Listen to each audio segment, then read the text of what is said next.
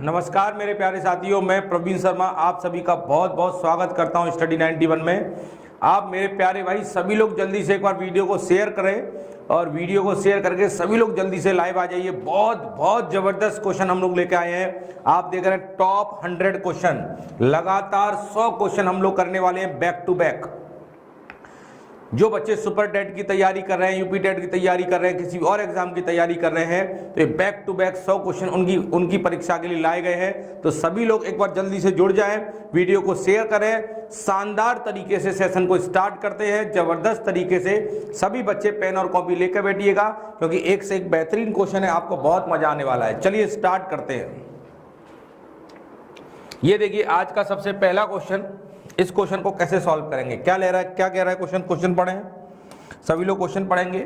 संख्या 1 2 3 4 ऐसे कहां तक गई है, 1000 तक को गुणा किया जाए तो गुणनफल के अंत में शून्यों की संख्या क्या आएगी। अब आपको पता है कि सर 1 का, 2 का, 3 का, सो ऑन 1000 तक की संख्याओं का गुणा करेंगे तो 1 से लेकर 100 तक के गुणांक को हम क्या लिख सकते हैं, 1000 का फैक्टोरियल लिख सकते हैं। इसका मतलब क्या है, 1000 का फैक्टोरियल।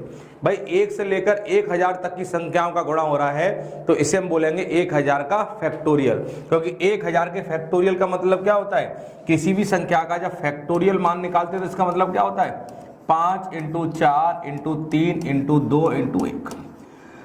आप देख रहे हैं 1 से लेकर 5 तक के गुणांक को हम फैक्टोरियल 5 कहते हैं, तो 1 से लेकर 1000 तक के गुणांक को फैक्टोरियल 1000 कहेंगे। अब आपको देखना है कि इसे अगर सॉल्व करेंगे तो आखिरी में शून्यों की संख्या कितनी आएगी। तो शून्यों की संख्या कैसे निकालते हैं, फैक्टोरियल में कोई संख्या दी है 1000, तो आप क्या करेंगे, शून्यों की संख्या निकालने के लिए इसके अंदर 5 कैलकुलेट करेंगे, 5 से इसमें भाग देंगे, कितनी बार जाएगा, 200 बार। 200 में फिर 5 का भाग देंगे, कितनी बार जाएगा, 40 बार। 40 में फिर 5 का भाग देंगे, कितनी बार जाएगा, 8 बार। 8 में फिर 5 का भाग देंगे, कितनी बार जाएगा, 1 बार। अब 5 का भाग 1 में नहीं जाएगा तो यहीं आपको रुक जाना है और जितनी बार आपका भाग गया उसे जोड़ लीजिए, आपका आंसर आ जाएगा। जोड़ लें 240 48 49 249, ये आपका आंसर आ जाएगा।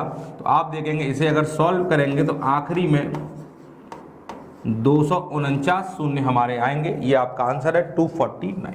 ठीक है, अगर फैक्टोरियल 1000 को सॉल्व करते हैं तो फैक्टोरियल 1000 में 5 कितनी बार आएगा, 5 हमारा 249 बार आएगा, तो शून्य भी हमारा 249 बार आएगा, क्योंकि शून्य कब बनता है, जब 5 और 2 का गुणा होता है। आइए आगे। 240 के अभाज्य गुणनखंडों की संख्या बताइए। 240 के अगर अभाज्य गुणनखंड निकालने हैं तो सबसे पहले आपको 240 को तोड़ना पड़ेगा। तोड़िए, 2 का भाग जाएगा 120। सभी भाई आंसर देते रहेंगे, कोई बच्चा ऐसा नहीं होगा जो आंसर नहीं देगा। सब बच्चों को आंसर निकालने हैं, बैक टू बैक क्वेश्चन है, क्वेश्चन आपको सॉल्व करने हैं। आपको पता है हमेशा जो भाग दिया जाता है, किसका भाग दिया जाता है, ये जो संख्याएं होती है हमेशा अभाज्य संख्याओं का भाग दिया जाता है। किसका, अभाज्य संख्याएं जो किसी से ना घटे, 2 3 5 7 11 13 इन संख्याओं का भाग देते हैं। तो आपने जब 240 को सर तोड़ा है तो 2 कितनी बार आया, 1 2 3 4, 2 आया है 4 बार और 3 आया है 1 बार और 5 भी आपका 1 बार आया है। तो अभाज्य गुणनखंडों की संख्या निकालने के लिए आपको कुछ नहीं करना है, संख्या को तोड़िए। तोड़ने के बाद जो भी पावर लगी है, जो भी पावर लगी है इन्हें आपस में जोड़ लेंगे, तो 4 और 1 5 और 1 6, तो अभाज्य खंडों की संख्या कितनी आ जाएगी, 6 आ जाएगी। तो ये हमारा आंसर है। बताइए आप कर पाएंगे कि नहीं कर पाएंगे। ठीक है, कर पाएंगे सभी लोग, कोई समस्या। आइए अगले क्वेश्चन पे। 30 की पावर 15 × 22 की पावर 11 × 15 की पावर 24 के अभाज्य गुणनखंडों की संख्या। सबसे पहले आप देखेंगे ये आधार वाले नंबर अगर एक अभाज्य संख्या होते, समझिएगा मैंने अभी क्वेश्चन कराया है, आधार में जो संख्या लिखी जाती है अभाज्य संख्या होनी चाहिए। अगर ये आधार वाले नंबर अभाज्य संख्या होते तो सीधे हम पावर को जोड़ लेते, पर यहाँ पे तो 30 लिखा है, 30 तो टूट जाएगा। 30 को कैसे तोड़ेंगे, 30 का मतलब होता है 2 × 3 × 5, 30 आ जाएगा। तो इस 30 को तोड़ के लिखेंगे नीचे 2 × 3 × 5, इसकी पावर 15, 22 भी टूट जाएगा, 22 टूटेगा 2 इंटू 11 की पावर 11, और जब 15 आपका टूटेगा 3 गुणे 5 की पावर 24। ठीक है, अब सॉल्व करते हैं। आपको पता है इनकी पावर 15 तो 2 की पावर 15 अलग करें आप, 3 की पावर 15 को अलग करेंगे, 5 की पावर 15 को अलग करेंगे। आपने पावर बांट दी इंटू 2 की पावर 11 आपने अलग किया, 11 की पावर 11 आपने अलग किया इंटू 3 की पावर 24 इंटू 5 की पावर 24, इतना कर लिया आपने। अब देखिए 2 की पावर यहाँ पर 15 है और 2 की पावर यहाँ पर 11 है, और तो कहीं है नहीं है, तो आधार समान है और गुणा हो रहा है तो पावर जुड़ जाएंगी। 15 और 11 कितना हो जाएगा 26 इंटू यहाँ पे देखिए 3 की पावर यहाँ पे 15 है, 3 की पावर यहाँ 24 है, तो आधार समान है पावर जुड़ जाएंगी। 24 और 10 34 और 5 39, 3 की पावर 39 इंटू 5 की पावर यहाँ 15 है या 24 है, 24 से 15 39 इंटू 11 की पावर 11। ठीक है, ये आपका हो गया है। तो चलिए अब आपको अभाज्य गुणनखंडों की संख्या निकालनी है। तो आप देख सकते हैं सारे आधार अभाज्य संख्या हो गए हैं, तो जो भी पावर लगी इन्हें जोड़ लीजिए, आपका आंसर आ जाएगा। तो सबको जोड़ लें, 26 प्लस 39 प्लस 39 प्लस 11 आप जोड़ लीजिए, आपका रिजल्ट आ जाए कितना आएगा 9 और 9 18, 19 19 और 6 25 की 5, हासिल लगी 2 और 3 5, 3 8, 9 और 2 11, ये आपका आंसर आ गया 115। लिख लीजिए, ये आपका आंसर 115 है। ठीक है, चलिए कोई परेशानी किसी को, किसी व्यक्ति को कोई भी परेशानी नहीं होगी, सब लोग चेक कर सकते हैं। सभी लोग एक बार आंसर कमेंट करें, वीडियो को शेयर करें, दमदार तरीके से शेयर करें। भाई वीडियो को शेयर करने में कंजूसी क्यों कर रहे हैं आप लोग? कोई बच्चा कंजूसी नहीं करेगा, एक एक बच्चा वीडियो को शेयर करेगा। आइए अगले क्वेश्चन पे, और मेरे साथ साथ क्वेश्चनों को सॉल्व करिए अगर आप एग्जाम निकालना चाहते हैं तो। बताइए, अंत में शून्यों की संख्या, तो वही क्वेश्चन आ गया जो आपने सॉल्व किया था। शून्यों की संख्या निकालने के लिए क्या करेंगे, फैक्टोरियल 1093, इसमें 5 का भाग देंगे, तो 5 दूनी 10, 5 एकम 5, 4 3 43, 8 45, 218 बार जाएगा। बस हमें देखना है भाग कितनी बार जा रहा है, जो बच रहा है उससे कोई मतलब नहीं है। अब 218 में 5 का भाग दीजिए, 5 चौक 20, 1 18, 5 दिया 15 43, अब 43 में फिर 5 का भाग दीजिए, कितनी बार जाएगा 8 बार। 8 में फिर 5 का भाग दीजिए, कितनी बार जाएगा 1 बार। बस जितनी बार आपका भाग गया उन सबको जोड़ लें, इन सबको जोड़ लेंगे तो यही आपका रिजल्ट आ जाएगा। जोड़िए कितना आएगा, 8 और 3 11, 11 और 8 11, 19 और 1 20, 20 का 0, हासिल लागी 1, सॉरी 2, हासिल लागी 2। अब जोड़िए 1 और 4, 5 और 2 7, और आगे 2 आ जाएगा, तो 270 हमारा आंसर आएगा। बताइए कितने बच्चे इस आंसर को निकाल पा रहे हैं, कितने बच्चे से नहीं निकाल पा रहे हैं। सभी लोग जल्दी जल्दी करें भाई, 270 आपका आंसर आएगा, और आप लोग बड़ी आसानी से क्वेश्चन को सॉल्व कर पा रहे हैं। ठीक है, आइए अगले क्वेश्चन पे। 1132 फैक्टोरियल 1132 में 5 की घात ज्ञात कीजिए। फैक्टोरियल 1132 में 5 की घात ज्ञात कीजिए। 5 की घात ज्ञात करने का मतलब क्या है, शून्यों की संख्या ज्ञात करिए। जब हम 5 का भाग दे रहे हैं ना, जो क्वेश्चन में हमने 5 का भाग दिया है, ये 5 का भाग देने से जो ये आता है 5 की घात ही आती है, और 5 की घात जो हम निकालते हैं तो ये शून्यों की संख्या आती है, क्योंकि फैक्टोरियल की संख्या के अंदर 2 तो हमारा बहुत बार आता है, 5 हमारा कम बार आता है।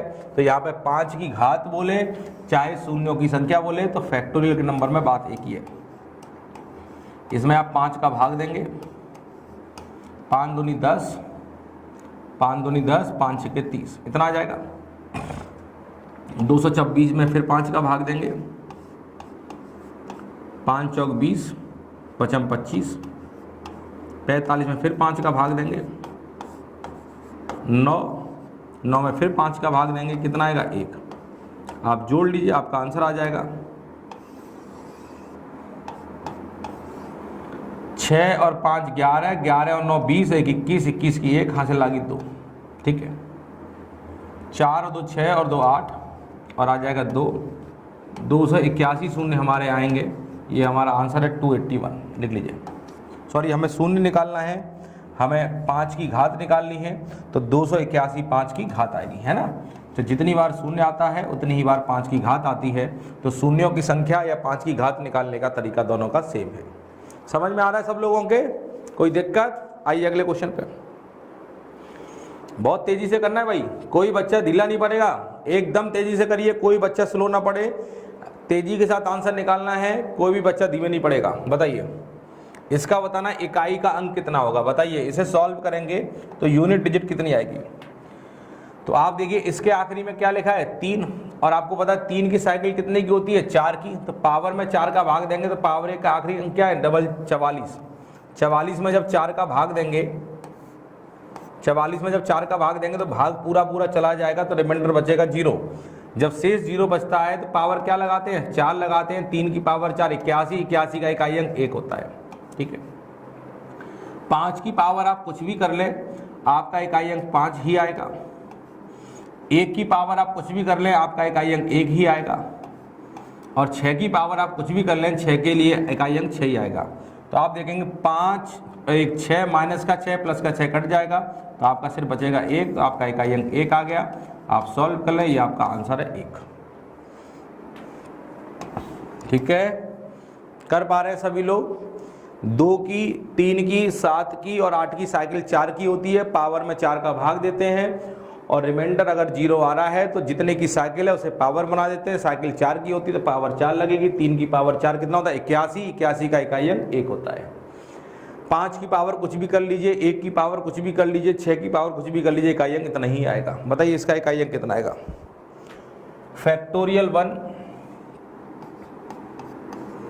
Plus factorial 2 factorial 3 factorial 4 factorial 5 factorial 6 so on factorial 25। इसे सॉल्व करेंगे तो इकाई अंक कितना आएगा। तो आप बताइए फैक्टोरियल 1 का मान कितना होता है। फैक्टोरियल 1 का मान 1 होता है। फैक्टोरियल 2 का मान भी 2 होता है। और फैक्टोरियल 3 का मान कितना होगा। फैक्टोरियल 3 का मतलब होता है 3 × 2 × 1 तो कितना आ जाएगा 6, तो ये मान 6 आ जाएगा। फैक्टोरियल 4 का मान कितना होता है 24, 24 का इकाई अंक 4। और देखेंगे फैक्टोरियल 5 का मान कितना होता है। फैक्टोरियल 5 का मान 5 × 4 × 3 × 2 × 1, इनका गुणा करेंगे तो आपका 120 आएगा। तो इसका इकाई अंक 0 आ गया। और एक बार अगर 0 आ गया, अगर फैक्टोरियल 6 का मान निकालेंगे तो कितना आएगा 6 × 5 × 4 × 3 × 2 × 1। और आप देखिए 5 और 2 का गुणा होगा तो 0 आ जाएगा। और एक बार 0 आ गया तो आपका आखिरी में 0 ही रहेगा। फैक्टोरियल 5 को जब सॉल्व किया तो आखिरी में 0 आया, तब आगे किसी का भी सॉल्व करिए सबका आखिरी में 0 ही आएगा। तो बस सॉल्व कर लीजिए। 6 और 4 10 और 2 12 13, 13 का इकाई अंक 3, ये हमारा इकाई अंक आ जाएगा। लिख लीजिए। सब लोग देख लीजिए भाई।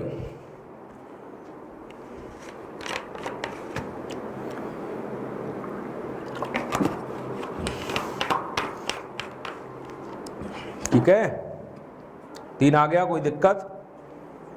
चलिए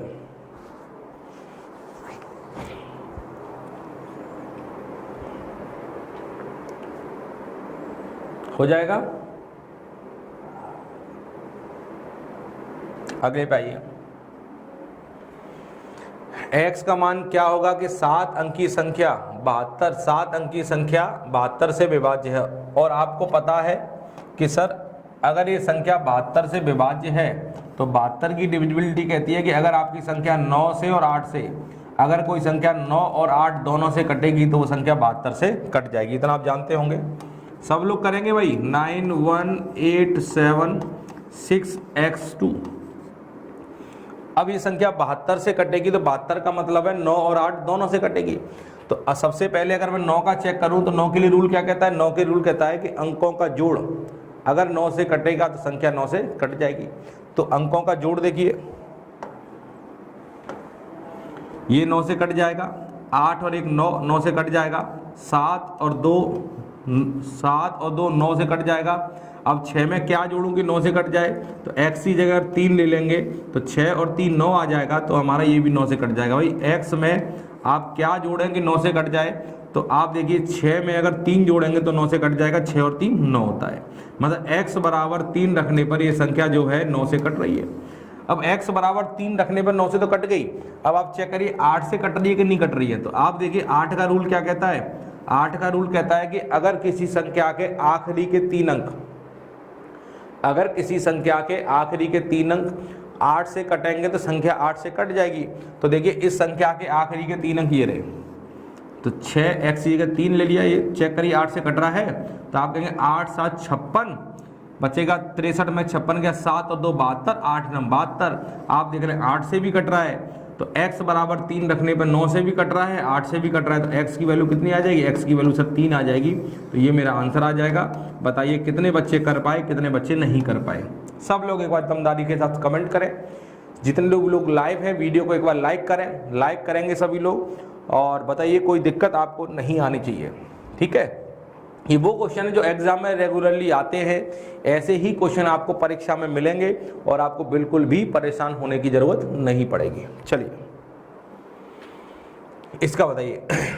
अब इसके बारे में बोला गया कि ये जो संख्या दी गई है 72 से कट रही है, तो इसका मान क्या होगा। अब बताइए मुझे संख्या क्या है, 389x 6378y, ठीक है, ये संख्या दी गई है। अब बोला गया सर ये जो संख्या दी गई है 72 से पूरी पूरी कटेगी, तो 72 का मतलब क्या है, आपकी संख्या जो 8 और 9 दोनों से पूरी पूरी कटेगी। भाई अगर कोई संख्या 8 और 9 दोनों से कटेगी तो 72 से कट जाएगी। तो सबसे पहले मैं 8 के लिए चेक करता हूँ। 8 का रूल क्या कहता है, अगर किसी संख्या के आखिरी के 3 अंक, अगर किसी संख्या के आखिरी के 3 अंक 8 से कट गए तो संख्या 8 से कट जाएगी। तो 8 का भाग दीजिए, 8 नंबर 72, कितना बचेगा 6। तो बताइए 6 के साथ में यहाँ पे क्या लिखूंगी, 8 से कट जाए तो 8 के पाड़ा पढ़िए, आपको पता है 8 8 कितना होता है, 64 होता है। अगर सर यहाँ पे आप 4 लिख लेते हैं तो 8 8 64 आ जाएगा और ये कट जाएगा। अगर y की वैल्यू अगर आप 4 ले लेते हैं तो ये संख्या 8 से कट जाएगी। कैसे, 8 का भाग यहाँ देंगे, 8 नंबर 72 बचेगा 6 और 4 64 और 8 8 64 हो जाएगा, तो ये कट गई। तो y बराबर 4 लिखने पर, y बराबर 4 लेने पर ये संख्या जो है 8 से कट रही है। तो चलिए 8 से तो कट गई, अब हमें चेक करना है 9 से कटने के लिए। y की वैल्यू तो आ गई है। अब आप देखिए y की वैल्यू हमने क्या रखी है, 4 रखी है। अब 9 के लिए रूल क्या कहता है, अंकों का जोड़। तो अंकों को जोड़िए और 9 से काटिए, देखिए एक तो 9 से कट ही जाएगा, 6 और 3 9 होता है, ये भी कट जाएगा। और कुछ और कहीं कट रहा है, 7 और 3 10 और 18 9 दूनी 18, ये भी कट जाएगा। भाई 7 और 3 10 और 8 18, ये भी कट गया। और कुछ बचा, ये बचा है 8 बचा है, y बचा है, y की वैल्यू 4 है, तो 8 और 4 12 और x 12 प्लस x। अब बताइए x की वैल्यू क्या रखूंगी, 18 से कट जाए तो 12 में अगर सर 6 जोड़ देंगे तो 12 और 6 कितना हो जाएगा, 18। 12 और 6 18 हो जाएगा, और 12 और 6 18 हो गए तो संख्या 18 से कट जाएगी। तो इसका मतलब x की वैल्यू अगर आप 6 लेते हैं, x की वैल्यू अगर आप 6 लेते हैं तो संख्या आपकी क्या हो जाएगी, x की वैल्यू 6 लेते हैं संख्या जो आपकी 9 से कट जाएगी। अगर यहाँ पर 6 रखेंगे तो 12 और 6 18, 18 रखेंगे 9 से कट जाएगी। तो x बराबर 6 ले लें, y बराबर 4 ले लें, बस वैल्यू निकाल लीजिए यहाँ रख के। तो x की 6 रखेंगे, 6 इंटू 6 कितना हुआ 36। यहाँ पर 7, यहाँ 4 रखेंगे, 4 इंटू 7 7 चौक 28। तो आप सॉल्व करेंगे कितना आ जाएगा, 8 और 6 14, 4 हाथ से लगी 1, 3 और 5 और 1 6 64। 64 किसका होता है, 8 का। तो आपका आंसर आ जाएगा 8। सब बच्चे निकाल पा रहे होंगे, सब लोग चेक करें, कोई बच्चा ढीला ना पड़े। भाई ढीले नहीं पड़ेंगे कोई भी, एकदम दमदारी के साथ मेहनत के साथ काम करना है। जो मेहनत जो जुनून आपके अंदर है उसी जुनून के साथ पढ़ना है आपको। बिल्कुल भी ढीला कोई बच्चा नहीं पड़ेगा। कैसे ढीले पढ़ रहे हैं सभी लोग, दमदार तरीके से वीडियो को शेयर करिए, बिल्कुल भी ढीले नहीं पड़ेंगे। चलिए इसका बताइए, जब 6 6 6 64 अंकों तक 17 के द्वारा विभाजित किया जाता है तो शेषफल क्या होगा, बताइए। अब 6 6 6 आपका 64 बार आ रहा है, तो अगर इसे 17 से विभाजित करेंगे तो आपका शेष कितना आएगा, जल्दी से बताएं मुझे। कौन बच्चा बताएगा? आपको पता है कि कोई भी अंक अगर 16 बार आता है, ध्यान दीजिएगा, अगर कोई भी अंक अगर 16 बार रिपीट होता है, मतलब कोई समान अंक अगर 16 बार रिपीट हो जाए तो वो 17 से पूरा पूरा कट जाता है। यहाँ पर जो 6 है ये कितनी बार रिपीट हो रहा है? आप देखिए 6 6 6, ये कितनी बार आ रहा है? 64 बार आ रहा है, ठीक है, 64 बार। और आपको पता है कि कोई भी अंक अगर 16 बार आता है, ध्यान दीजिए, कोई भी अंक अगर 16 बार आता है तो 17 से पूरा पूरा कटेगा। तो 64 में आप देखेंगे 16 16 कितने बनेंगे? एक 16 का पेयर बना, दूसरा 16 का पेयर बना, तीसरा 16 का पेयर बना, चौथा 16 का पेयर, क्योंकि 16 चौक 64 हो जाएगा।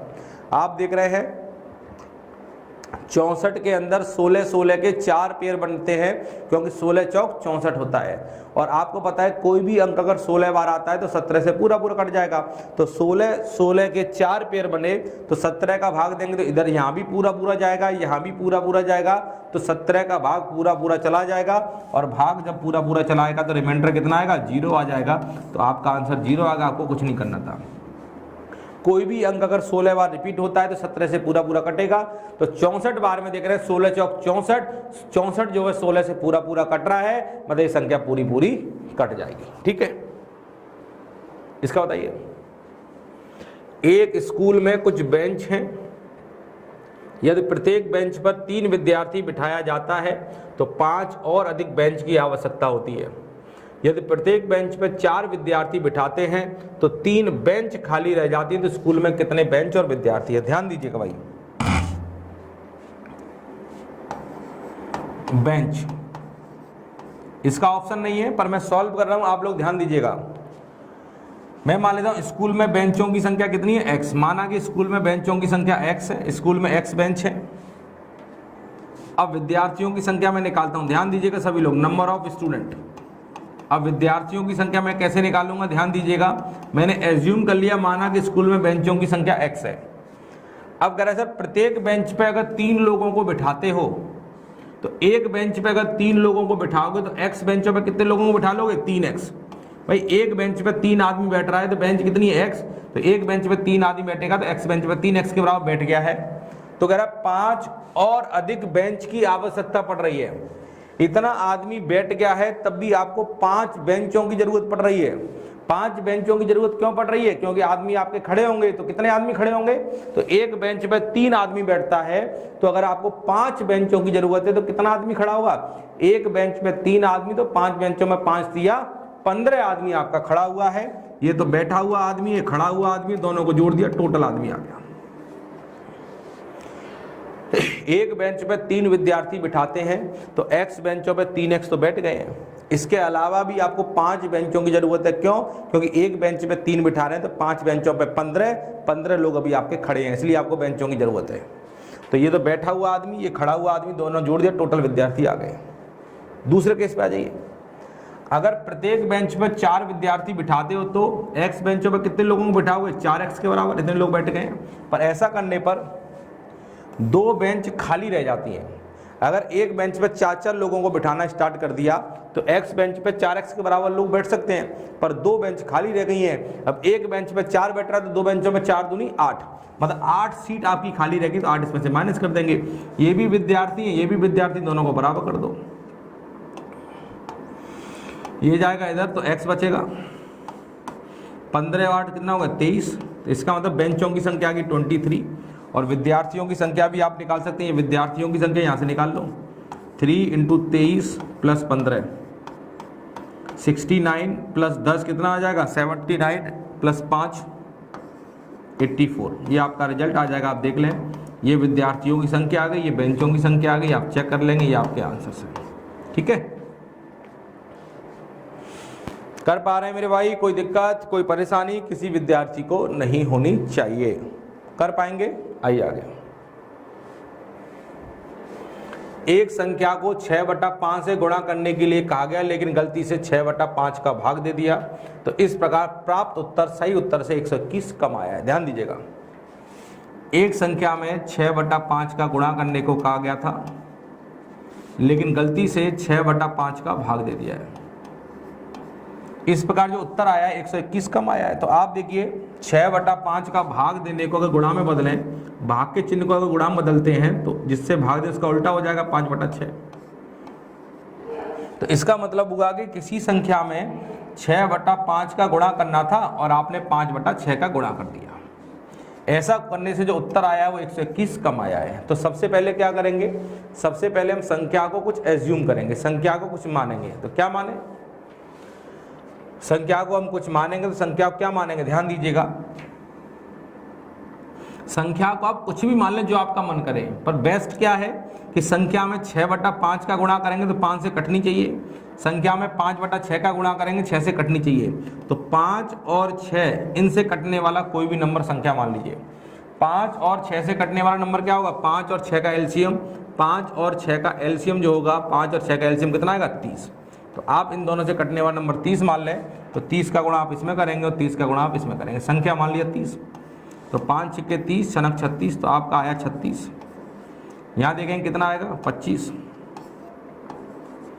तो आप देखेंगे यहाँ पे 36 आ रहा है और यहाँ पे 25 आ रहा है, दोनों में कितनी कमी आ रही है, आप देखें सर 11 की कमी आ रही है, 11 की कमी आ रही है। पर क्वेश्चन में 121 की कमी है, मतलब 11 बराबर 121। तो 11 से कट जाएगा 11 बार, तो 1 बराबर 11। तो आपसे संख्या पूछी गई है, तो संख्या आपने कितनी मानी है, 30। तो 1 बराबर 11, 30 बराबर 11 × 30, तो आपकी संख्या आ जाएगी 330। ये आपका उत्तर है, चेक कर लीजिए 330। ठीक है, कर पाएंगे सभी लोग। बहुत सिंपल सा क्वेश्चन है और ये क्वेश्चन एग्जाम में बहुत आता है। आप देखें इस क्वेश्चन को, ऐसा क्वेश्चन एग्जाम में काफी मिलता है। अगले क्वेश्चन पे आइए, इसका बताइए भाई आंसर क्या होगा। इसका आंसर सभी विद्यार्थी बताएं।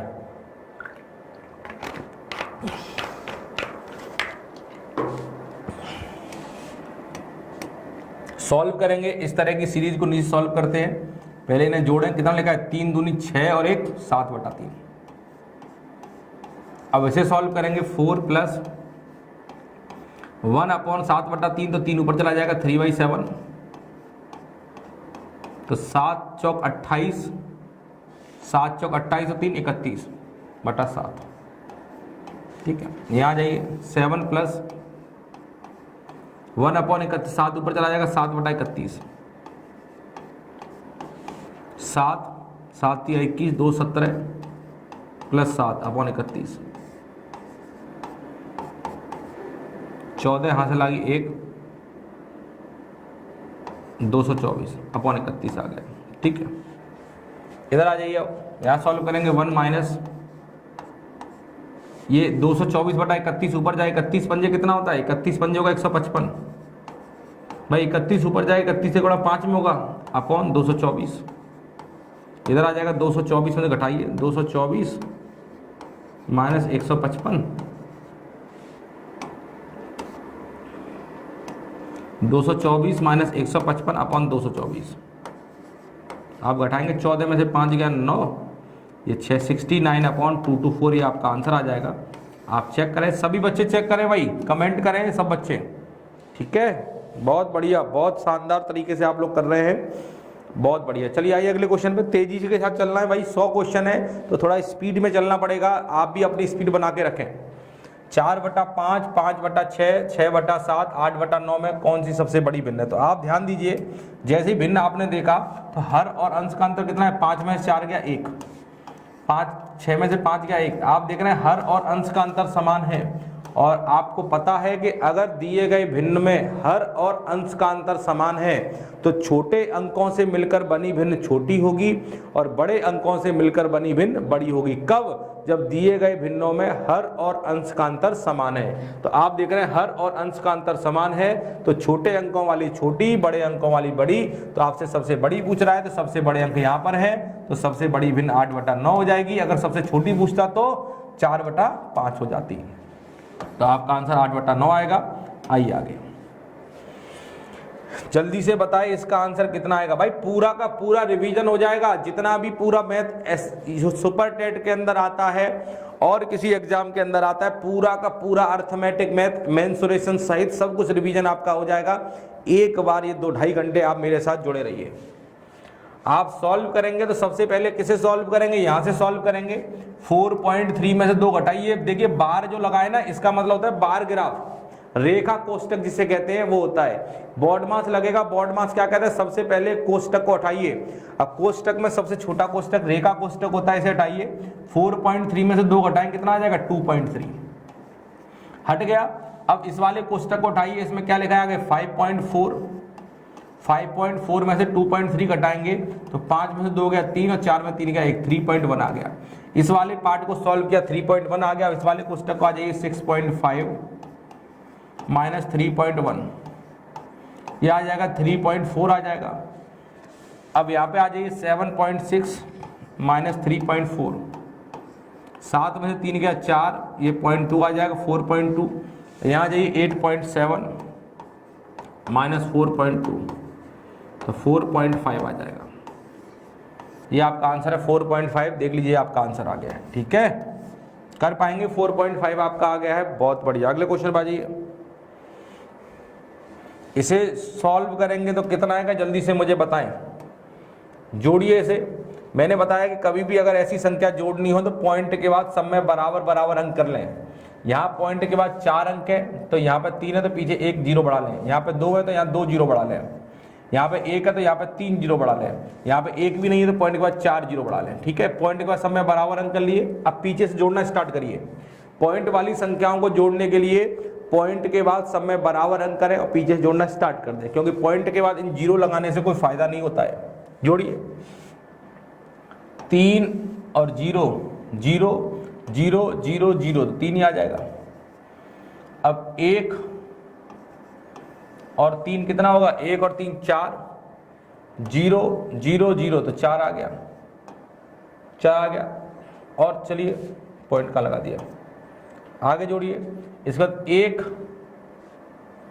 1 और 1 2, 2 और 3 5, 0 0 तो 5 आ जाएगा।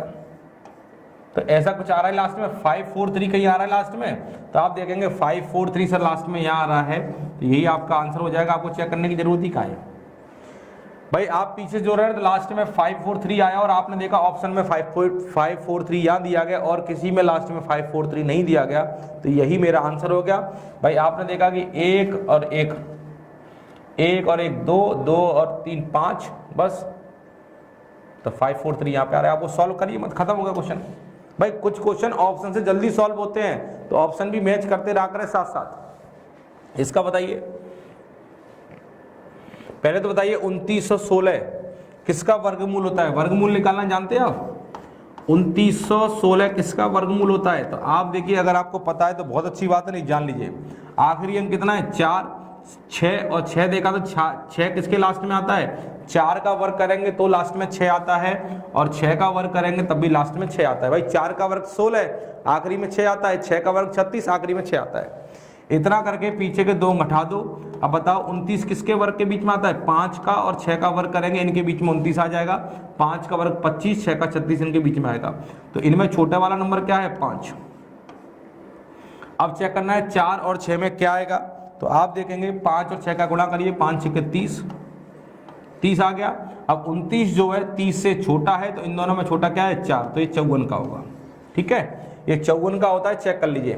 तो आप देखिए 54 का होगा, पर पॉइंट के बाद 2 अंक है तो वर्गमूल लेंगे तो पॉइंट के बाद 1 अंक रह जाएगा, प्लस ये 54 का है, पॉइंट के बाद 4 अंक है तो वर्गमूल लेके 2 रह जाएंगे तो 1 2 पॉइंट लगेगा यहाँ पे, प्लस पॉइंट इसका कितना होता है 54। तो आपने देखा पॉइंट के बाद 6 अंक है तो वर्गमूल लेके 3 रह जाएंगे तो 1 2 भी 1 चाहिए, 1 जीरो लगा लो, इतना आ जाएगा। यहाँ देखिए 54। अब पॉइंट के बाद 8 अंक है तो वर्गमूल लेके 4 होंगे तो 1 2 3 4 पॉइंट लगेगा यहाँ पे। अब इन्हें जोड़ना बाकी रह गया, बस जोड़ लीजिए। जोड़ने से पहले पॉइंट के बाद सब में बराबर अंक करें। यहाँ 4 है तो यहाँ भी 4 बना दें, यहाँ भी 4 बना दें और यहाँ भी 4 बना दें, क्योंकि जीरो बढ़ाने से कोई फर्क नहीं पड़ेगा, कैलकुलेशन आसान हो जाएगी। जोड़िए पीछे से 4 0 0 0 4 आ गया, 5 4 9 0 0 9 आ गया। इतना कहीं लास्ट में आ रहा है, 9 और 4 कहीं लास्ट में दिख रहा है, 2 जगह दिख रहा है। और चलिए आगे 0 और 5 5 और 4 9 9 आ जाएगा। अब देखिए कोई नहीं दिख रहा है, 499 499 499 499 49 ये ऑप्शन सही हो गया, आपको सॉल्व करने की जरूरत नहीं है, आप जोड़ लीजिए, ये आपका आंसर ही आएगा 5.994। चेक कर लीजिए, ऑप्शन पे ध्यान देते रहे साथ साथ, ऑप्शन से जल्दी सॉल्व हो जाते हैं कुछ क्वेश्चन। अगले क्वेश्चन पे सभी बच्चे कमेंट करते रहे भाई साथ साथ। 2 की पावर x 2 की पावर y बराबर 8, तो आपको पता है आधार समान है, आधार समान है और गुणा हो रहा है तो पावर जुड़ जाएगी, 2 की पावर x प्लस वाई, और 8 का मतलब क्या होता है 2 की पावर 3, तो x प्लस वाई बराबर कितना आ जाएगा, आधार समान है पावर बराबर कर दी, x प्लस वाई बराबर 3। ठीक है, इधर बताइए इस 9 को क्या लिखेंगे, 9 का मतलब होता है सर 3 की पावर 2, 9 का मतलब होता है 3 की पावर 2, तो 2 का गुणा x में करेंगे कितना आ जाएगा 3 की पावर 2x, और यहाँ पे क्या लिखा है 3 की पावर y, तो आधार समान है पावर जुड़ जाएगी 3 की पावर 2x प्लस वाई। 81 का मतलब क्या होगा 3 की पावर 4, ये समान हो गया, जोड़ दीजिए 2x प्लस वाई बराबर 4 आ जाएगा। ठीक है भाई, 9 को लिखा 3 की पावर 2, 2 का गुणा x में करेंगे तो 3 की पावर 2x, 3 की पावर y, तो आप देखेंगे 2x प्लस वाई आ गया है। सॉल्व करिए, यहाँ पे लिख लीजिए x प्लस वाई बराबर 3, दोनों का आपस में घटा दीजिए, 2x में से x गया x, ये कट जाएगा, 4 में 3 गया 1, x बराबर 1 आ गया है, x बराबर 1 आ गया तो y बराबर कितना आएगा, 1 को जब इधर भेजेंगे y बराबर 2 आ गया, तो x की वैल्यू 1 है और y की वैल्यू 2 है, तो आपका x और y का मान पूछ रहा है, तो x 1 और 2, ये आपका आंसर है। चेक करें जल्दी से। ठीक है, कर पा रहे हैं भाई, कोई दिक्कत, किसी विद्यार्थी को किसी भी तरह की दिक्कत ना आए। चलिए आगे, इसका आंसर बताइए कितना आएगा, जल्दी जल्दी करिए थोड़ा सा। 81 का मतलब 3 की पावर 4, तो x प्लस वाई बराबर 4 आ जाएगा।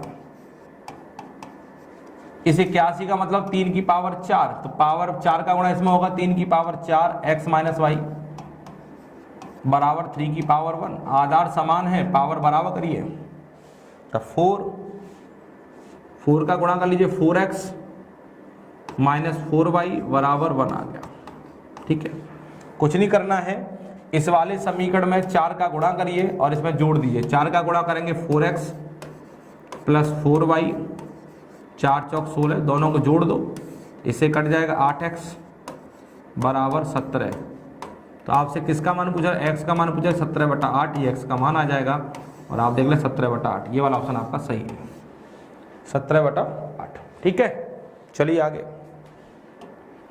तेजी चल रहे हैं। ये 2 की पावर 250, 3 की पावर 150, 5 की पावर 100 और 5 की पावर 200 में सबसे छोटी संख्या कौन सी है। 2 की पावर 250, 3 की पावर 150, 5 की पावर 100 और 5 की पावर 200 में सबसे छोटी संख्या बताइए। इसे सॉल्व करने के लिए क्या करते हैं, ध्यान दीजिएगा, जो भी पावर लगी हुई है, जो भी पावर लगी है उनका एचसीएफ निकालते हैं। ध्यान दीजिएगा सभी लोग, ऐसे क्वेश्चन को सॉल्व करने के लिए जो भी पावर लगी है इनका एचसीएफ निकालते हैं। 250, 150, 100 और 200 इनका निकालेंगे एचसीएफ, तो इनका एचसीएफ कितना आएगा, तो इनका एचसीएफ आएगा 50, क्योंकि 50 एक ऐसा सबसे बड़ा नंबर है जो इन चारों को काट सकता है, तो इनका एचसीएफ कितना आ गया 50। ठीक है, कभी भी ऐसा क्वेश्चन आएगा तो जो भी पावर लगी है उनका एचसीएफ 50 आ गया है, तो आप इन्हें तोड़ेंगे 50 के फॉर्मूले में से। क्या लिखेंगे, इसे लिखेंगे 5 × 50,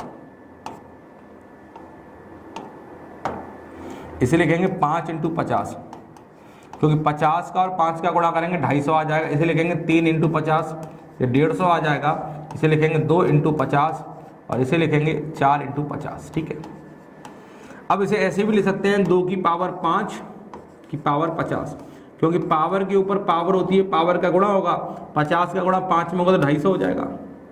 इसे लिखेंगे 3 की पावर 3 पावर 50, 50 का गुणा 3 में करेंगे 150 हो जाएगा। इसे लिखेंगे 5 की पावर 2 और इसकी पावर 50, इसे लिखेंगे 5 की पावर 4 इसकी पावर 50। ठीक है,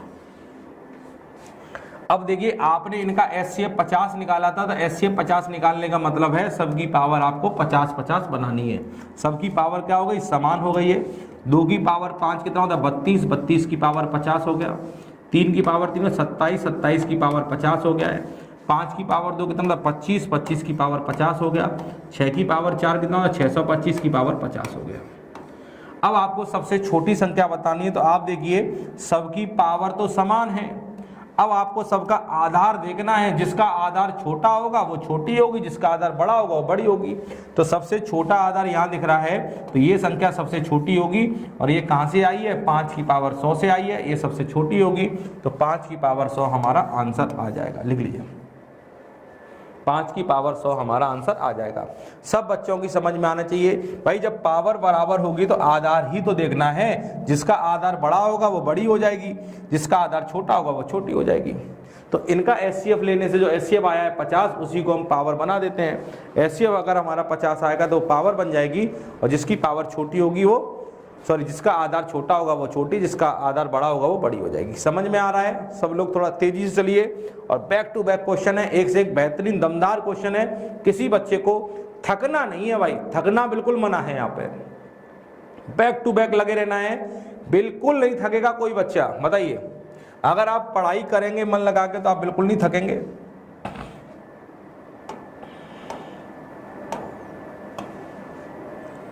बताइए इस क्वेश्चन का आंसर बताइए, क्वेश्चन जो लिखा है आपके सामने।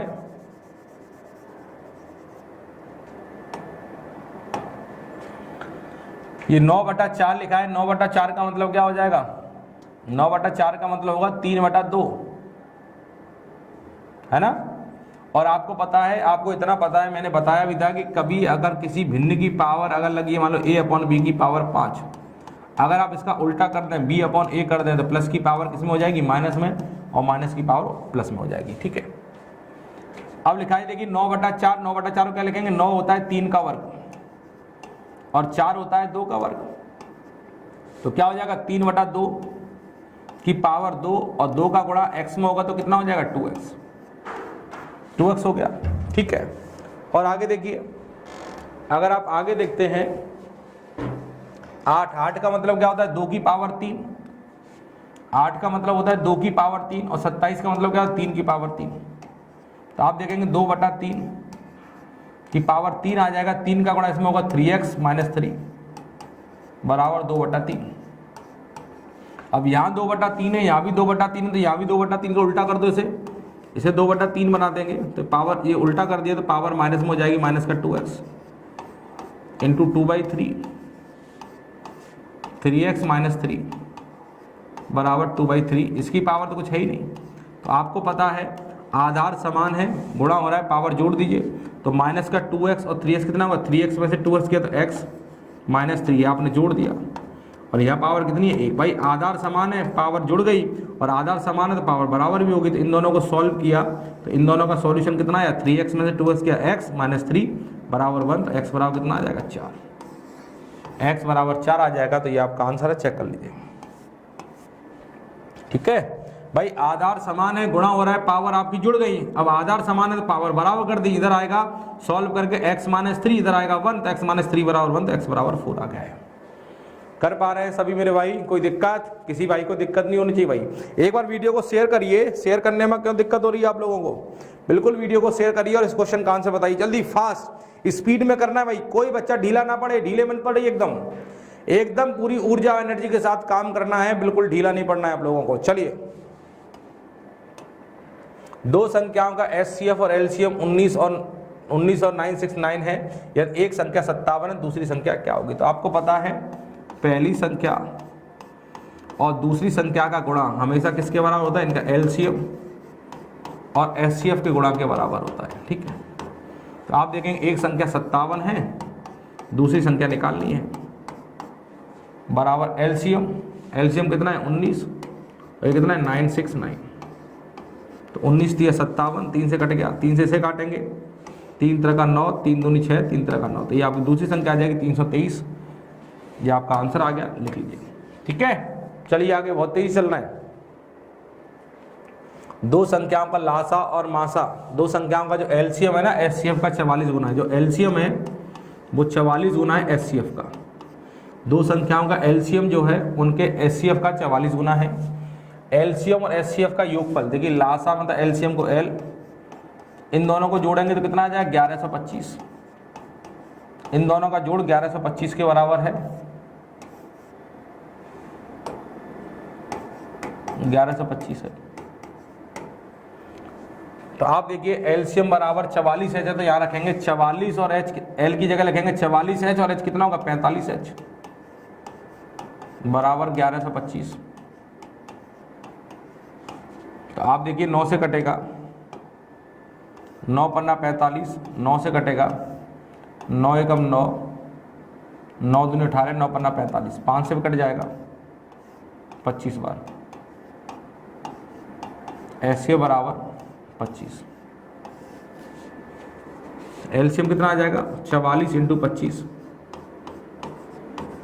25 चौक 100, यहाँ से लागी 10, 100, 110, ये आ जाएगा एल बराबर 1100 आ जाएगा। ठीक है, तो आप देखिए पहली संख्या और दूसरी संख्या बराबर एलसीएम इंटू एचसीएफ। तो एक संख्या दी गई है 25, एलसीएम बराबर 1100, एचसीएफ बराबर 25, 25 से 25 कट गया, तो दूसरी संख्या कितनी आ जाएगी 1100 के बराबर। यही तो आपको निकालनी थी दूसरी संख्या, तो कितनी आ गई 1100। कितना आ गया मेरे भाई 1100 आ गया है, समझ में आया। चलिए आइए अगले क्वेश्चन पे, रुकना नहीं है, रुकेंगे नहीं बिल्कुल भी। दो संख्याओं का एलसीएम दिया गया 495 और एचसीएफ दिया गया 5। तो आप देखिए दो संख्याओं का अगर एचसीएफ 5 दिया गया तो पहली संख्या को जब एज्यूम करेंगे तो 5a और दूसरी संख्या को मान लीजिए 5b।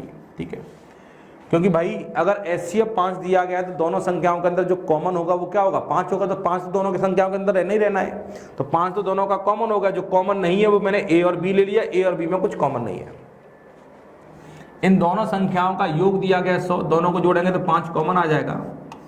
5a प्लस बी बराबर आपको 100 दिया गया है, जल्दी जल्दी करेंगे, a प्लस बी बराबर 20 आ गया, इतना आ गया।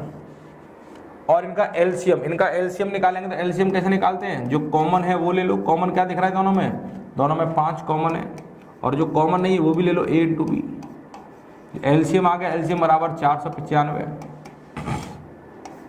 5 से कटेगा 9 पन्ना 45, 9 पन्ना 45, मतलब a इंटू बी बराबर 99। तो बताइए a और b की ऐसी वैल्यू बताइए कि जोड़ने पर तो 20 आ जाए और गुणा करने पर 99 आ जाए, पर इतना याद रखिए कि a और b की वैल्यू में कुछ कॉमन नहीं होना चाहिए, a और b की वैल्यू में कुछ कॉमन नहीं होना चाहिए। तो आप देखेंगे अगर यहाँ पे 9 ले लें और यहाँ पे 10 ले लें, सॉरी यहाँ 11 ले लें, 11 और 9 कितना होता है 20, और 9 और 11 गुणा कितना होगा 99, और दोनों में कुछ कॉमन भी नहीं है, तो a की जगह 9, b की जगह 11। तो कह रहा है उन संख्याओं का अंतर बताइए, तो इनका अंतर कितना आएगा, जब इन दोनों घटाएंगे तो दोनों को घटाएंगे तो 5 तो कॉमन आ जाएगा, अंदर क्या बचेगा a माइनस बी। तो 5, a की वैल्यू कितनी है 11, a की वैल्यू 9 है। तो आप देखिए बड़े वाले नंबर को आगे लिख दीजिए, ऐसे लिखिए 11 और ये 9, ये 11 और ये 9। तो आप देखिए 11 माइनस 9 कितना हो जाएगा 2, और 2 का गुणा इसमें करेंगे 10 आ जाएगा, तो आपका आंसर आ गया 10। लिख लीजिए आपका आंसर कितना आ गया 10। ठीक है, कर पा रहे हैं सभी लोग, बहुत बढ़िया, शानदार। अगले क्वेश्चन पे आ जाइए। एक मकान के कॉरिडोर की चौड़ाई यदि 50% बढ़ा दी जाए, लंबाई 10% घटा दी जाए, तो उसके क्षेत्रफल में क्या परिवर्तन होगा। तो आप देखिए आपका क्षेत्रफल मतलब एरिया कैसे निकालते हैं, लंबाई गुणे चौड़ाई। आपने देखा चौड़ाई यदि 50% बढ़ा दी गई है, चौड़ाई जो है 50% बढ़ाई गई है, लंबाई जो है 10% घटा दी गई है, तो एरिया पे क्या फर्क पड़ेगा। तो आपको पता है ऐसे क्वेश्चन को सॉल्व करने के लिए क्या करते हैं, एक रिलेशन जो है x plus Y plus X into Y बटा 100, ये रिलेशन है, इसे लगाते हैं। और आपको पता है जब वृद्धि होती है तो प्लस का चिन्ह लेते हैं और कमी होती है तो माइनस का। आप देखेंगे यहाँ 10% की कमी हो रही है तो माइनस का 10, यहाँ वृद्धि हो रही है तो प्लस का 50। अब गुणा करेंगे, माइनस और प्लस का गुणा माइनस 10 इंटू 50 बटा 100, तो कितना आ रहा है 50 में 10 गया 40, माइनस कितना आ जाएगा 5, 40 में से 5 गया तो कितना आ जाएगा 35% प्लस का आंसर आ गया। 35% क्या है, बढ़ गया है, तो 35% आपका बढ़ जाएगा। अगर आंसर माइनस में आता तो कम हो जाता, पर ये प्लस में आया है तो बढ़ा हुआ है, चेक कर लें। ठीक है, चलिए इसका बताइए, यदि किसी गोले की त्रिज्या को 2 गुना कर दिया जाए तो उसके पृष्ठ क्षेत्रफल पर कितना फर्क पड़ेगा। तो आपको पता है गोले का एरिया कितना होता है, गोले का एरिया होता है 4 पाई आर स्क्वायर, ठीक है। तो आप देखिए अब 4 पाई से तो एरिया में कोई फर्क पड़ने वाली है, तो कांस्टेंट नंबर है। अब त्रिज्या को आपने डबल किया है, मान लीजिए पहले आपकी त्रिज्या 1 थी, मान लीजिए पहले त्रिज्या आपकी 1 थी तो एरिया कितना आता, 1 का स्क्वायर 1 आ जाता। बाद में त्रिज्या आपने डबल कर दिया, त्रिज्या 2 हो गई तो 2 का स्क्वायर कितना हो जाएगा, 2 का स्क्वायर 4 आ गया है। तो त्रिज्या में कितने परसेंट की वृद्धि हुई है, तो पहले 1 थी अब 4 हो गई तो 3 की वृद्धि हुई है। तो 3 की वृद्धि 1 पे, तो 3 जो है 1 का कितना परसेंट होगा, 3/1 × 100। तो आप देखेंगे आपका जो आंसर आएगा वो कितना आएगा, 300% आ जाएगा। सब बच्चे करेंगे, कोई बच्चा परेशान नहीं होगा, सब बच्चे करते जाइए। 300% आपका आंसर आ गया, ठीक है। आइए अगले क्वेश्चन पे। एक गांव में महामारी फैली जिसमें 5% जनसंख्या की मृत्यु हो गई, शेष में से 20% आतंकित होकर भाग गए। यदि वर्तमान जनसंख्या 4655 है तो गांव की मूल रूप से जनसंख्या क्या थी, ठीक है। अब आप देखिए मान लीजिए गांव की जो मूल रूप से जनसंख्या थी वो 100 के बराबर थी, ठीक है। माना कि गांव की जो मूल रूप से जनसंख्या थी वो 100 के बराबर थी। या आप ऐसे भी कर सकते थे कि गांव की जो मूल रूप से जनसंख्या वो x मान लेते, आप ऐसे भी कर सकते थे, बहुत सारे तरीके सॉल्व करने के। आप मान लेते गांव की, पर आप 100 मान के चलिए, ज़्यादा आसान रहेगा। माना कि गांव की जनसंख्या 100 थी पहले, फिर 5% जनसंख्या की मृत्यु हो गई, तो 100 में से 5% तो मर ही गया। तो 100 का 5% कितना होगा, 5 मर गया, तो बचा कितना है, 95 बचा है। अब अगर शेष में से जो भी शेष बचा है उसका 20% आंतरिक होकर भाग गए, तो इसका 20% तो भाग गया, तो 95 का 20% कितना होगा, 95 का जब 20% निकालें कितना होगा, 95 का जब 20% निकालेंगे 9.5 10% होगा, 9.5 का डबल कितना होगा 18 19, इसका 20% होगा 19। 95 का 20% 19 होगा, तो 19 तो इसमें से भाग गए, तो बचे कितने, 15 में से 9 गया तो 6, और 8 में से क्या 76 आपके बचे हैं। आपके पास 76 बचे हैं, पर क्वेश्चन में कितने बचे हैं, 4655, मतलब 76 बराबर दिया गया है 4655, 4655 दिया गया, 76 बराबर आपको दिया गया 4655।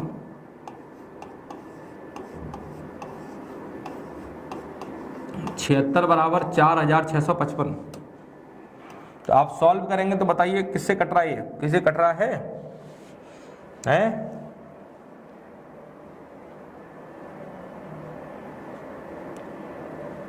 चार से कट नहीं रहा, 19 से, 19 दूनी 38, 38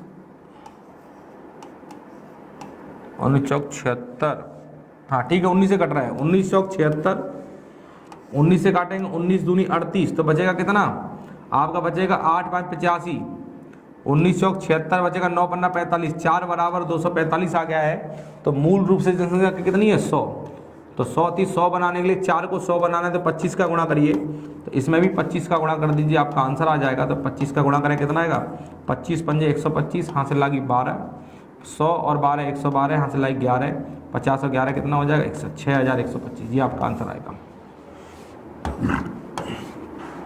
6125, ठीक है।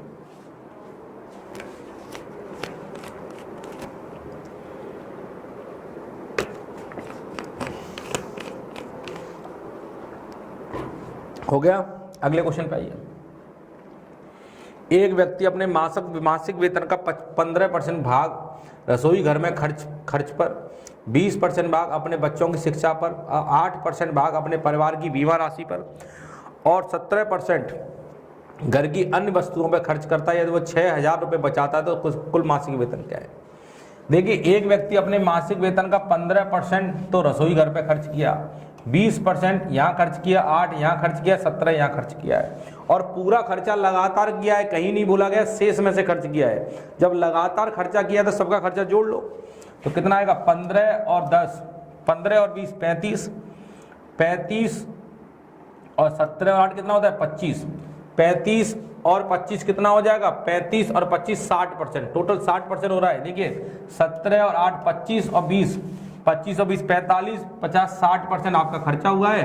अगर 60% आपने खर्चा किया तो बचाया कितना होगा 40%, क्योंकि कमाई जो होती है वो 100% होती है। 40% बराबर आपको दिया गया 6000, तो 40% बराबर 6000 दिया गया है। तो 1% बराबर 4 एकम 4, 4 पन्ना 20, 1% बराबर 150। तो कमाई आपका कितनी होती है 100%, तो 1 में 100 का गुणा करेंगे 100, तो 150 में 100 का गुणा करेंगे तो कितना आ जाएगा 15000। ये आपका आंसर है, लिख लीजिए 15000। समझ में आ रहा है सब बच्चों को? चलिए बहुत बढ़िया, शानदार। अगले क्वेश्चन पे आइए। राम अपने वेतन का 1/5 भाग बच्चों की शिक्षा पर। 1/5 का मतलब क्या होता है? 1/5 को परसेंट में 20% कहते हैं। 20% घर के खर्च पर, 10% अन्य फुटकर खर्चों में खर्च करता है और शेष बचाता है, तो अपने वेतन का कितना भाग उसने बचाया? देखिए बहुत आसान क्वेश्चन है। 20% बच्चों की शिक्षा पे खर्च किया है, 20% घर पर, 10% अन्य पे। तो 20 और 10 कितना हो गया 50% उसने खर्च किया है, तो बचाया भी कितना है 50%। और 50% का मतलब आधा उसने बचाया है, तो कमाई का कितना भाग बचाया उसने? आधा। तो आपका आंसर क्या हो जाएगा 1/2, इतना उसने बचाया है। ठीक है, आगे आइए। ए की आय बी की आय का 150% है। ए की जो आय है बी की आय का 150%, बी का 150% निकाल देंगे तो ए की आय आ गई। तो आप देखें काटेंगे, 50 से कटेगा 3 बार, ये 2 बार कट जाएगा। तो ए अपॉन बी मतलब ए अनुपाते बी बराबर आ गया 3/2। ठीक है। और सी की जो आय है, ए की आय का 120%, तो सी बराबर ए का 120%, 120/100। 20 से कटेगा 6 बार, ये 5 बार, इधर आ जाएगा C/A मतलब C अनुपात A 6/5। तेजी से चल रहे हैं भाई, तभी क्वेश्चन खत्म होंगे। थोड़ा स्पीड आप लोग भी बढ़ा लीजिए, मैंने स्पीड बढ़ा ली है, और आप लोग भी धीरे से स्पीड बढ़ा लीजिए। अब बताइए AB और CA का रेशियो दिया गया, दोनों रेशियो को मिलाकर ABC की वैल्यू बताइए मुझे पहले। कैसे मिलाएंगे? ए के हिस्सा, देखिए A का हिस्सा यहाँ पे कितना है 3, और यहाँ पे A का हिस्सा कितना है 5, दोनों में A का हिस्सा बराबर करिए। तो 3 और 5 का एलसीएम 15, तो 15 बनाने के लिए 5 का गुणा करिए, यहाँ पे 15 बनाने के लिए 3 का गुणा करिए। तो चलिए ये 5 तिया 15 आ जाएगा, ये 5 दूनी 10 आ जाएगा, ये 6 तिया 18 आ जाएगा, ये 15 आ जाएगा। तो दोनों में A का हिस्सा बराबर हो गया। अब ABC का रेशियो निकाल देंगे आप। तो A का हिस्सा 15, B का हिस्सा कितना है 10, और C का हिस्सा 18 आ गया। ये आपका रेशियो आ गया है। इस अनुपात में पैसा बटेगा तो C का हिस्सा बताना है। तो C का हिस्सा कितना है? C का हिस्सा आप देख रहे हैं 18, कितने में से 15 और 10 25 और 10 35, 35 और 8 43, इनटू टोटल पैसा कितना है 86,000। 43 दूनी 86, 2000, 18 दूनी 36, तो आपका आंसर आएगा 36,000। देख लीजिए, ये आपका आंसर है 36,000। चेक कर लें, ये आपका आंसर है 36,000। ठीक है, कर पाएंगे? कोई दिक्कत किसी बच्चे को? कोई परेशानी नहीं होनी चाहिए भाई, सभी लोग जल्दी जल्दी करते जाएंगे, कोई बच्चा परेशान ना हो। ए बी और सी ए का रेशियो है, दोनों रेशियो को मिलाया, रेशियो मिलाना आता होगा। दोनों में जो कॉमन वेरिएबल है उसका हिस्सा बराबर करिए। यहाँ पे 3 था या 5 था, 3 और 5 को बराबर करेंगे। 3 और 5 का एलसीएम कितना होता है 15, तो इसे 15 बनाएंगे तो 5 का गुणा किया, इसे 15 बनाने के लिए 3 का गुणा। जब दोनों का हिस्सा बराबर हो गया तो जिसके हिस्से में जो आ रहा है वो लिख देंगे। तो ये आपका रेशियो आ जाएगा, इस रेशियो के अकॉर्डिंग पैसा बांट देंगे, आपका रिजल्ट आ जाएगा। अगले क्वेश्चन का आंसर बताइए इसका। एक पुस्तक विक्रेता एक किताब 10% की हानि पर बेचता है। देखिए 10% का घाटा लेके बेच रहा है। अगर वह 108 रुपये अधिक मूल्य पे बेचे तो 20% का लाभ हो जाए। किताब का क्रय मूल्य क्या होगा? एक पुस्तक विक्रेता है, पहले 10% के घाटे में किताब बेच रहा था। जब किताब को 108 रुपये महंगा बेचा है तो अब उसे 10% का लाभ होने लग गया। जिस व्यक्ति को पहले 10% का घाटा हो रहा था उस व्यक्ति को अब 10% का फायदा हुआ है। पहले 10% के घाटे बेच रहा था, अब 10% का फायदा हो रहा है। क्यों? क्योंकि 108 रुपया महंगा बेचा है। तो आप देखिए कितने परसेंट का फर्क आया है, 20% का। भाई पहले 10% के घाटे में था, अब 10% फायदा, तो कितने का फर्क आया? 10% का घाटा कवर किया, 10% का फायदा और लिया, तो 10 और 10 20% का चेंज आया है। और 20% का चेंज क्यों आया है? क्योंकि 108 रुपया महंगा बेचा है। इसका मतलब 20% बराबर 108 रुपया। तो वस्तु का क्रय मूल्य कितना होता है 100%, तो 100% बराबर, तो 20 में अगर 5 का गुणा करेंगे तो 100 आ जाएगा। और जब यहाँ 5 का गुणा करेंगे 108 × 5 कितना आ जाएगा 540, ये आपका आंसर आ जाएगा 540, लिख लीजिए 540। ठीक है, 5 का गुणा करेंगे 100 तो 108 में 5 का गुणा करेंगे 540 आ गया, ये आपका क्रय मूल्य आ जाएगा। जल्दी से लिखें अगला क्वेश्चन। टेबल फैन का सीपी और एसपी के बीच का अंतर दिया है 175 का है। जब यह 14% के लाभ पर बेचा जाता है तो टेबल फैन का विक्रय मूल्य क्या है? देखिए, सीपी कॉस्ट प्राइस और सेलिंग प्राइस के बीच का अंतर, और लाभ आपको हुआ है तो